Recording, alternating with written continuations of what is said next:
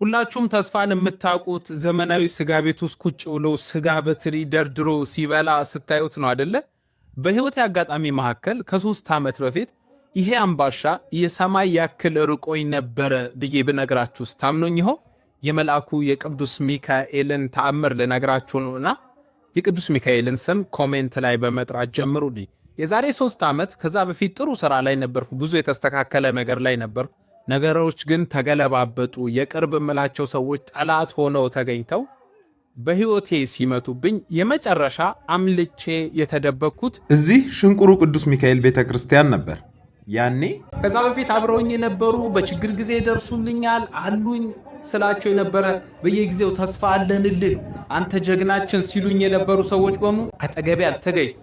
ከዛም ከባድ ችግር ውስጥ ነበርኩኝና ይሄ አምባሻ አሁን 50 ብር ነው፣ ያኔ 20 ብር ነበር የሚሸጥ እና እዚህ መጥቼ ተደብቄ አቅሜ የሚችለው በቀን አንድ አምባሻ መግዛት ብቻ ነው። ከዛ እንዲህ አካፍለዋል።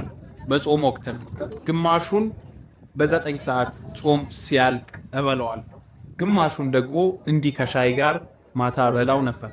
እንዲህ አይነት ችግር ውስጥ ያሉ አሁንም በጣም ብዙ ሰዎች እዚህ ሽንኩሩ ቅዱስ ሚካኤል እንዲሁም ደግሞ እንጦጦ ኪዳነ ምሕረት ጸበላሉ። በዚህ ምድር ላይ አለኝ ማለት አያስኮፍስም፣ ተምሬ ያለው ማለት አያስኮፍስም። ገንዘብ፣ ስልጣን፣ እውቀት ሁሉም ነገር ከንቱል እሱን የሆነ ወቅት ታዩታናት።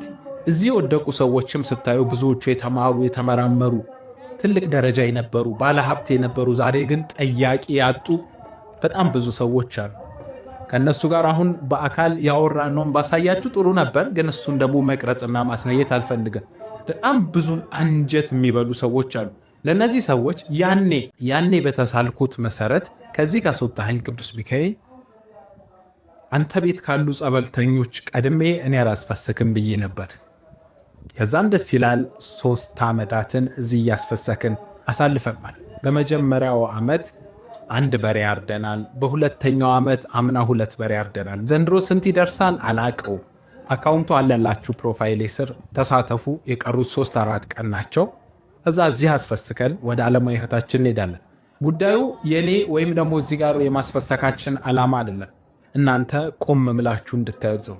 ዛሬ አለኝ ባላችሁ ጊዜ መጠየቅ እንድትጀምሩ፣ ዛሬ አለኝ ባላችሁ ጊዜ ማካፈል፣ ዛሬ አለኝ ባላችሁ ጊዜ እግዚአብሔርን ቤቱን ማስታወስ እንድትጀምሩ መልእክት ለማስተላለፍ ይሄን ያርጉት። ከዛ በፊት በጣም በብር ተጫውቼ ነበር፣ ብዙ ተንደላቀቄ ነበር። ይሄን አምባሻ ቸገረኝ ከማለቴ በፊት ግን የሆነ ቀን ለእናንተ ዋጋ የለውም ብላችሁ የምትንቁት ነገር የሆነ ቀን ግን መከራ ወስድኮ ትልቁ ጸሎታችሁ ትልቁ ምኞታችሁ ይሆናል። እግዚአብሔር ከእንዲህ አይነት ክፉ ቀን ይሰውራችሁ። መልአኩ ቅዱስ ሚካኤል ያማልድላችሁ፣ በተራላይነቱ ይጠብቃችሁ። መሰግናለሁ።